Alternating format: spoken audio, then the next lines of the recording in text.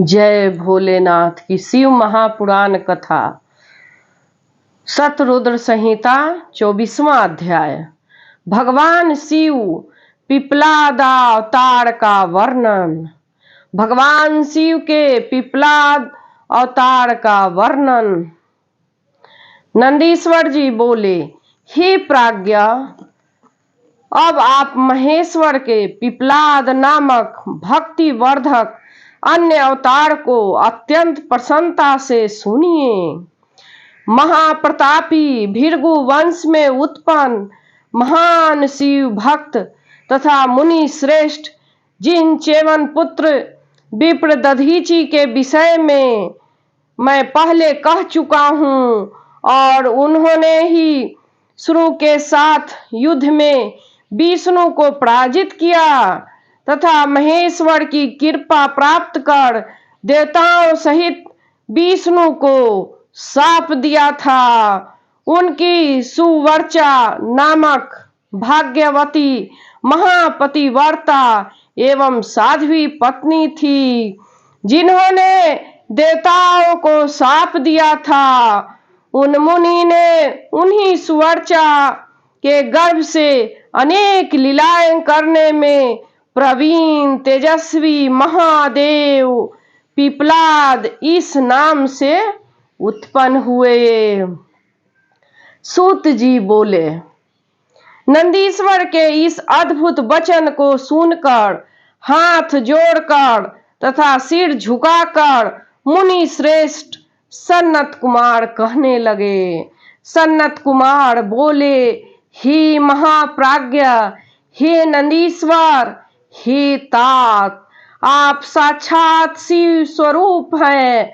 आप धन्य हैं तथा आप ही सद्गुरु हैं, जो कि अपने यह अद्भुत कथा सुनाई है। ये शिलाद पुत्र, हे शिलाद पुत्र, हे तात, शुरू के साथ संग्राम में विष्णु को इस प्रकार शिव भक्त दधीचि ने पराजित किया था तथा उन्हें शाप दिया था। उस कथा को मैंने पहले ब्रह्मा जी से सुना था।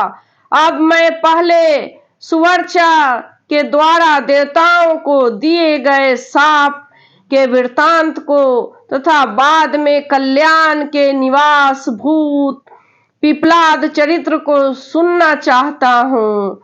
सूत जी बोले, तत्पश्चात ब्रह्मपुत्र सन्नत कुमार का यह शुभ वचन सुनकर शिव जी के चरण कमल का ध्यान कर शिलाद पुत्र प्रसन्नचित होकर कहने लगे। नंदीश्वर बोले, हे मुनीश्वर, किसी समय इंद्रादि सभी देवताओं को वृत्रासुर की सहायता से दैत्यों ने पराजित कर दिया।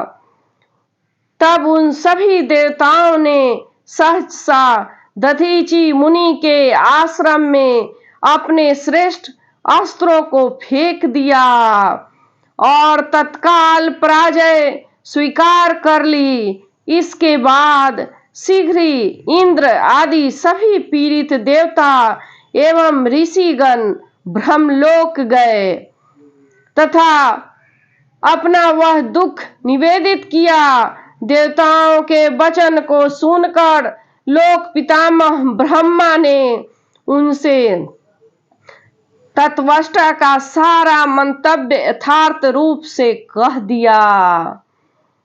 ब्रह्मा जी बोले, हे देवताओं, तत्वष्टा के ने अपनी तपस्या के प्रभाव से आप लोगों को वध करने के लिए इसे उत्पन्न किया है।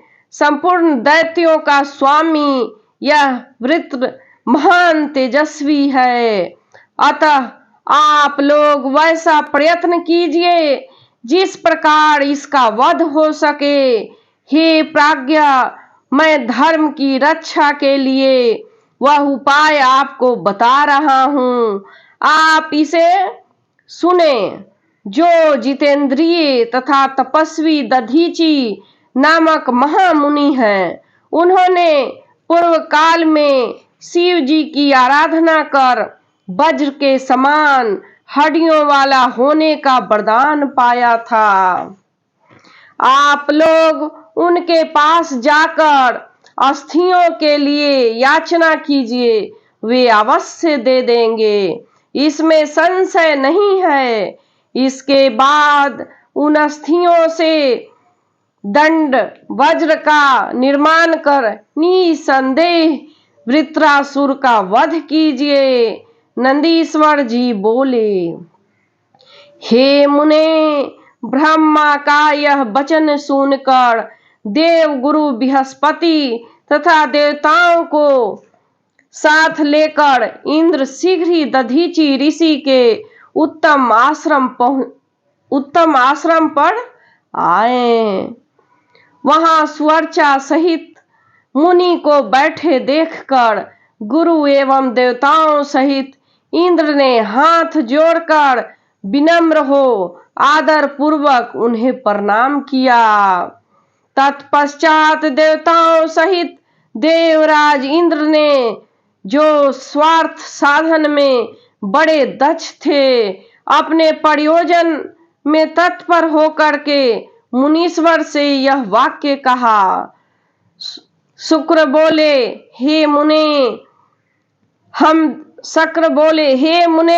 हम देवताओं तथा ऋषियों के यह तत्वष्टा बड़ा दुख दे रहा है, इसलिए हम लोग महाशिव भक्त शरणागत वत्सल तथा महादानी आपकी शरण में आए हैं।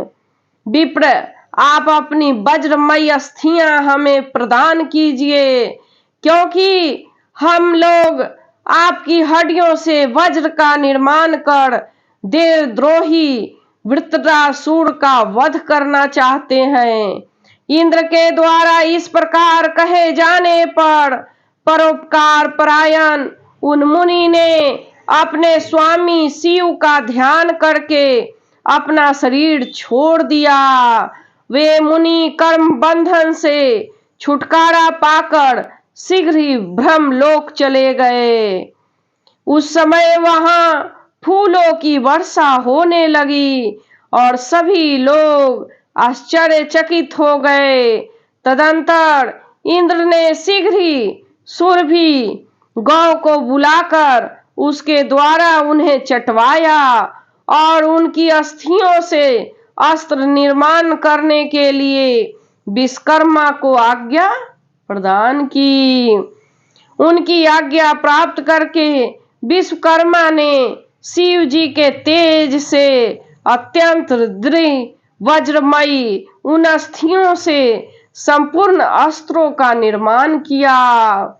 उन्होंने उनकी रीढ़ की हड्डियों से वज्र तथा ब्रह्मशिर नामक बाण का निर्माण किया और अन्य अस्थियों से अपने तथा दूसरे के लिए अनेक अस्त्रों का निर्माण किया। हे मुने, तदंतर शिव जी के तेज से वृद्धि को प्राप्त इंद्र उस वज्र को उठाकर बड़े वेग से वृत्रासुर पर क्रोध करके इस प्रकार दौड़े, मानो रुद्र यम की ओर दौड़ रहे हैं। इसके बाद उन इंद्र ने भली भांति सन्नद्ध होकर शीघ्रता से उस वज्र के द्वारा उत्साह पूर्वक पर्वत शिखर के समान वृत्रासुर का सिर काट दिया।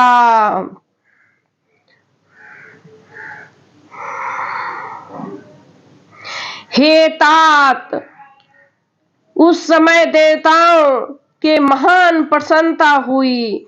देवता लोग इंद्र की स्तुति करने लगे और उनके ऊपर फूलों की वर्षा होने लगी। हे तात, मैंने प्रसंगवश आपसे इस चरित्र का वर्णन किया। अब आप मुझसे शिव जी के पिपलाद अवतार को आदर पूर्वक सुनिए। महात्मा मुनि दधीचि की पतिव्रता पत्नी सुवर्चा पति की आज्ञा से अपने आश्रम के भीतर चली गई थी। हे मुनि श्रेष्ठ, पति की आज्ञा से घर में जाकर संपूर्ण गृह कार्य करके जब वे तपस्विनी पुनः लौटी तो अपने पति को वहां न देखकर और उन देवताओं को तथा उनके अत्यंत अशोभनीय कर्म को देखती हुई वे सुवर्चा विस्मित हो गई। देवताओं के उस संपूर्ण कृत्य को जानकर उस साध्वी ने उस समय महान कोप किया।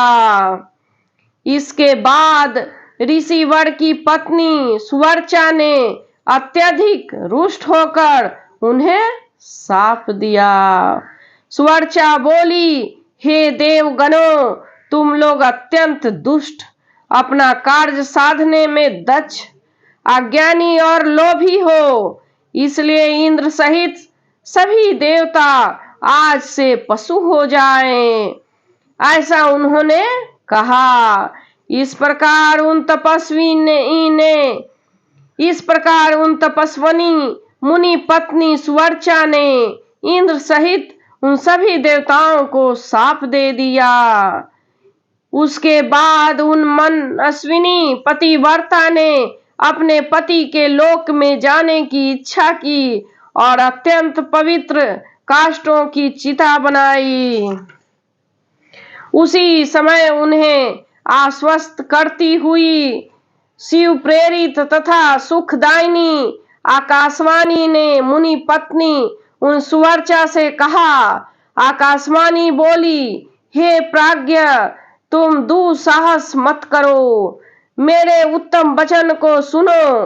तुम्हारे उदर में गर्भ रूप में मुनि का तेज विद्वान है, तुम उसे प्रयत्न पूर्वक उत्पन्न करो। हे देवी, उसके बाद तुम अपना अभीष्ट कार्य कर सकती हो, क्योंकि संग भार्या को सती नहीं होना चाहिए, ऐसा वेद की आज्ञा है। नंदीश्वर जी बोले, हे मुनीश्वर, ऐसा कहकर आकाशवाणी शांत हो गई। तब उसे सुनकर वे मुनि की पत्नी क्षण भर के लिए विस्मित हो गई। तदंतर पति लोक जाने की इच्छा करती हुई महासाध्वी सुवर्चा ने बैठकर पत्थर से अपने पेट को फाड़ दिया। उनके उदर से परम दिव्य शरीर वाला तथा कांतिमान वह मुनि पुत्र दसों दिशाओं को प्रकाशित करता हुआ निकला। हे तात, दधीची के उत्तम तेज से प्रदुभूत हुआ वह पुत्र अपनी लीला करने में समर्थ साक्षात रुद्र का अवतार था। मुनि पत्नी सुवर्चा अपने उस दिव्य रूपवान पुत्र को देखकर और मन में उसे साक्षात रुद्र का अवतार समझकर बहुत प्रसन्न हुई। हे मुनीश्वर, उन महासाध्वी ने शीघ्र ही प्रणाम कर उसकी स्तुति की और उसके स्वरूप की अपने हृदय में स्थापित कर ली। तत्पश्चात पति लोक जाने की इच्छा वाली विमलेच्छना माता सुवर्चा हंसकर अपने उस पुत्र से अत्यंत प्रेम पूर्वक कहने लगी। सुवर्चा बोली, हे तात, हे परमेशान, हे परमेशान, हे महाभाग, तुम बहुत समय तक इस पीपल वृक्ष के समीप रहो और सबको सुखी बनाओ। अब मुझे पति लोक जाने के लिए अति प्रसन्नता पूर्वक आज्ञा प्रदान करो। मैं वहां रहती हुई मैं अपने पति के साथ तुझ रुद्र स्वरूप का ध्यान करती रहूंगी। नंदीश्वर जी बोले। इस प्रकार साध्वी सुवर्चा ने अपने पुत्र से ऐसा कहकर परम समाधि द्वारा पति का ही अनुगमन किया। हे मुने, इस प्रकार वे दधीची पत्नी सुवर्चा शिवलोक में जाकर अपने पति के साथ निवास करने लगी और आनंद पूर्वक शिव जी की सेवा करने लगी। इसी अवसर पर इंद्र सहित देवगण मुनियों के साथ आमंत्रित हुए के समान प्रसन्न होकर बड़ी शीघ्रता से वहां आए।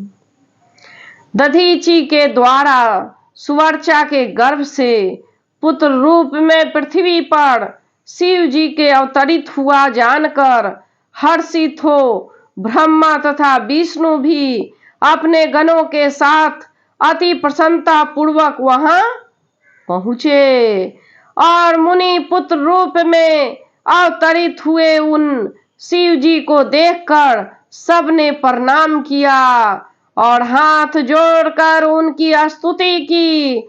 हे मुनि सत्तम, उस समय देवताओं ने बड़ा उत्सव किया। आकाश में भैरिया बजने लगी, नर्तकियां प्रसन्नता से नृत्य करने लगी, गंधर्व पुत्र गान करने लगे, किन्नर बाजा बजाने लगे और देवता फूलों की वर्षा करने लगे।